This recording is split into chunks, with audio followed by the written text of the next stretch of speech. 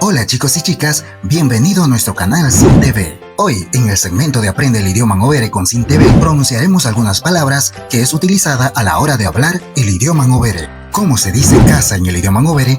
Casa se dice hu. Casa, hu. ¿Cómo se dice perro en el idioma Ngobere? Perro se dice nugro. Perro, nugro. ¿Cómo se dice nariz en el idioma Ngobere? Nariz se dice inson. Nariz, inson. ¿Cómo se dice maestra en el idioma Ngobere? Maestra se dice dirigo. Maestra, dirigo. ¿Cómo se dice serpiente en el idioma Ngobere? Serpiente se dice iya. Serpiente, iya. ¿Cómo se dice oreja en el idioma Ngobere? Oreja se dice olo. Oreja, olo.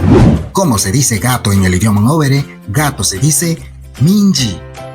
Gato, minji. ¿Cómo se dice triste en el idioma Ngobere? Triste se dice ulire. Triste, ulire. ¿Cómo se dice sombrero en el idioma Ngobere? Sombrero se dice sobro. Sombrero, sobro. ¿Cómo se dice hombre en el idioma Ngobere? Hombre se dice brare. Hombre, brare. ¿Cómo se dice jugar en el idioma Ngobere? Jugar se dice jadengo.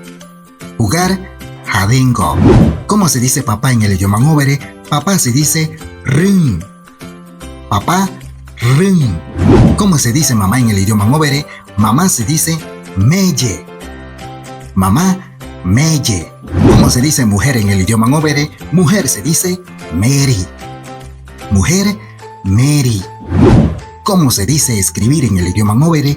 Escribir se dice tige. Escribir, tige. ¿Cómo se dice negro en el idioma Ngobere? Negro se dice drune. Negro, drune. Gracias chicos y chicas, gracias por ver nuestro video. No olviden compartir este contenido con todos sus amigos en toda la plataforma de internet. Nos vemos en un próximo contenido.